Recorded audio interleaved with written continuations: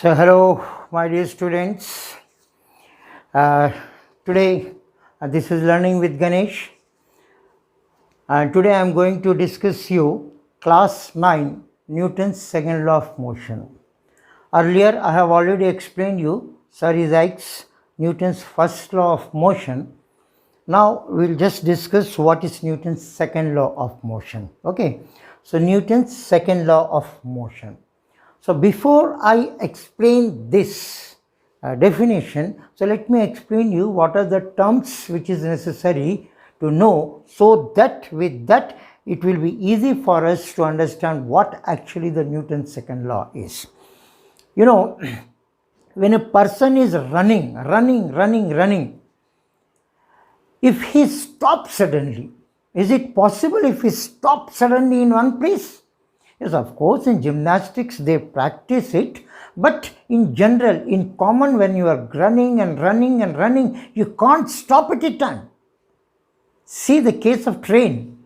If the train has to stop here in one station, it has to start braking maybe 10 to 20 kilometers away, because the train speed is so fast that it requires it to apply much brake, so that after applying brake before 10 to 15 kilometers, at last the train can able to stop at the station, because all at a time it cannot stop, because here in the body the motion is present, isn't it?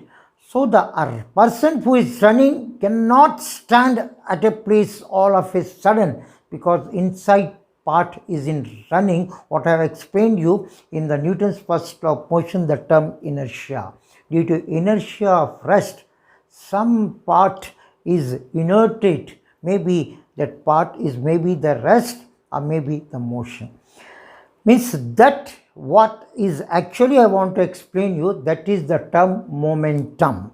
So momentum, हमको Newton second law of motion पढ़ने के लिए momentum को समझना जरूरी होता है, और इस मोमेंट को एब्रिवेटेड वर्ड P से डिनोट करते हैं.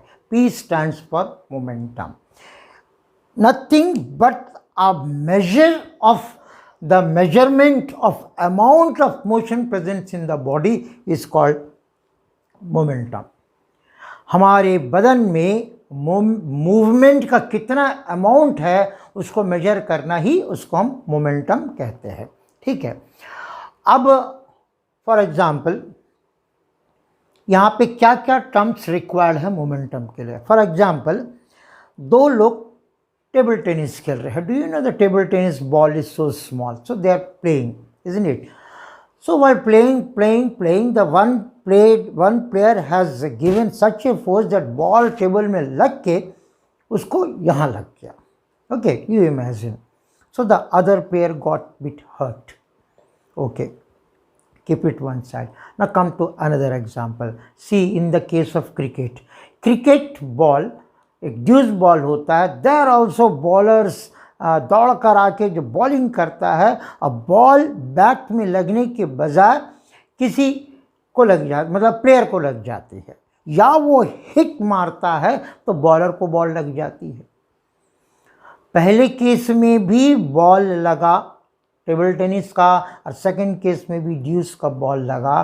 ना कंपेयर किस में ज़्यादा चोट लगेगी. Obviously, the second player who is playing cricket will get more hurt compared to the previous one, what it got hurt by the small tennis ball.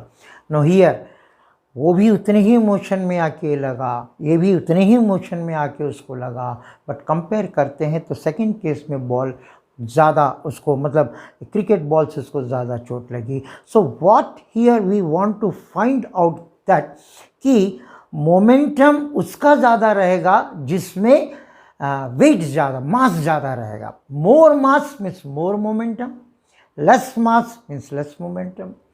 तो कंपेयर करते हैं टेनिस का बॉल, उसका मास कितना कम है, बहुत कम है. स्पीड उतना ही था, बॉल का मास कम था बोल के मोमेंटम उसमें कम थी तो कम चोट लगा। बट हियर सेकंड केस में बॉल, ड्यूस बॉल का वेट ज़्यादा था कंपेयर करते हैं हम उससे, तो इसमें ज़्यादा वेट था बोल के, ज़्यादा मास था बोल के मोमेंटम ज़्यादा थी। तो हमको यहाँ पे क्या मिला है कि momentum is directly proportional to the mass. Less mass means less momentum, more mass means more momentum. So at last हमको क्या मिलता है, momentum is directly proportional to its mass. Okay okay, अब जो चीज़ जितनी छोटी है मोमेंटम उतना ही छोटा होगा, ये हम लोग देख रहे हैं।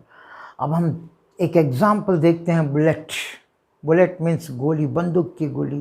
उसका मास कितना होता है, इन ग्राम्स में होता है बहुत। And I think a bullet weight can be more less than the mass of what you call tennis ball. But वो बंदूक में रख के जब हम मारते हैं तो आदमी गिर ही जाता है, मर ही जाता है। भले ही क्रिकेट के बॉल से या उतने ही बड़े पत्थर से अगर किसी को मारते तो ही मे गेट हर्ट, बट बंदूक की गोली से आदमी मर जाता है। तो यहाँ पर तो और उसको ज़्यादा लगा। तब अभी just now explain you, less mass means less momentum, more mass means more momentum. Then compare, bullet का मास कितना, कुछ भी नहीं है, वेरी लेस है, पर यहाँ मोमेंटम इतना हाई क्यों हुआ? Why the person immediately shot dead after shooting with a bullet? Here one more case is hidden, and that is speed, velocity. अगर कोई स्पीड से आती है तो नेचुरली उसका भी इफेक्ट ज़्यादा होता है। तो मोमेंटम का एक और पहलू है, momentum is also directly proportional to velocity.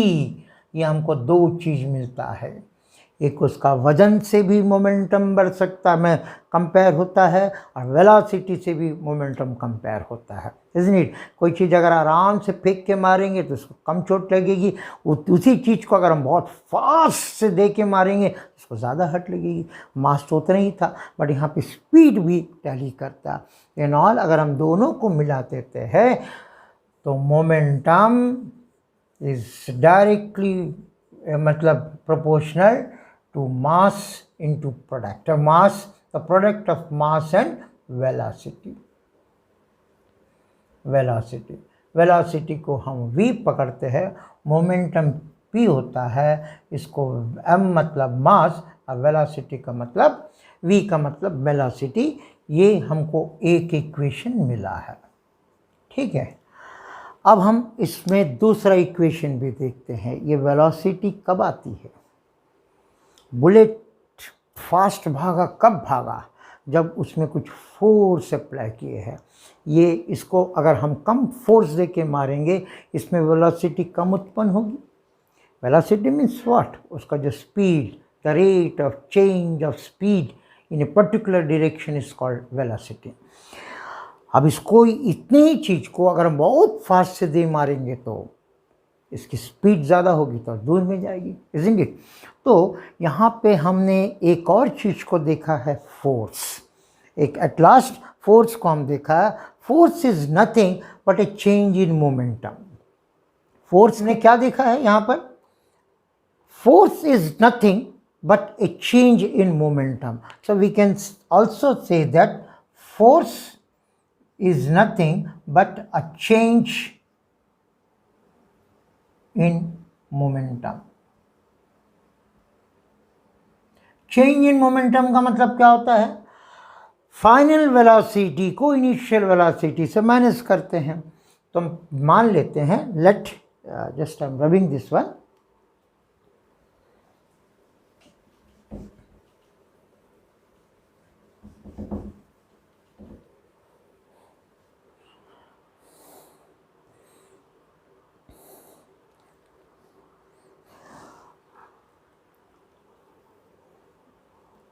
अच्छा, तब वहाँ पे हम क्या करते हैं?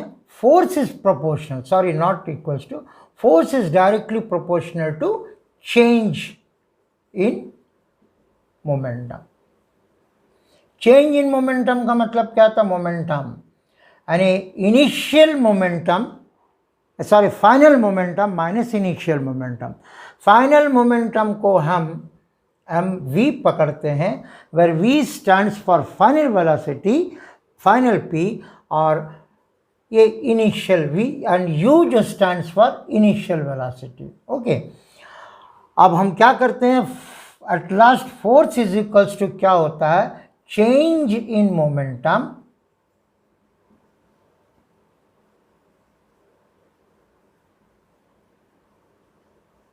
By time.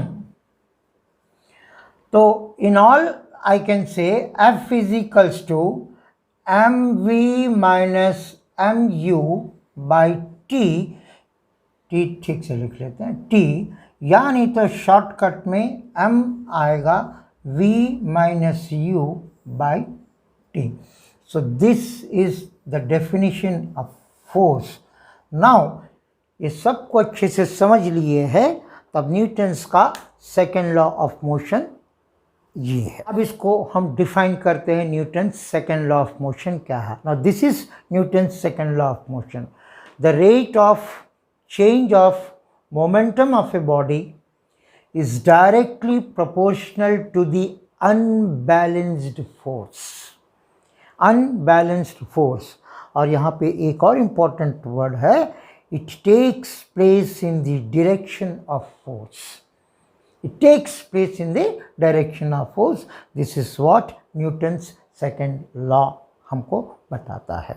Okay, so it takes place in the direction of force का मतलब क्या होता है? जब ये पेन का मोशन ऐसे है, अगर एक फोर्स ऐसे पड़ता है तो इसका डायरेक्शन चेंज होगा।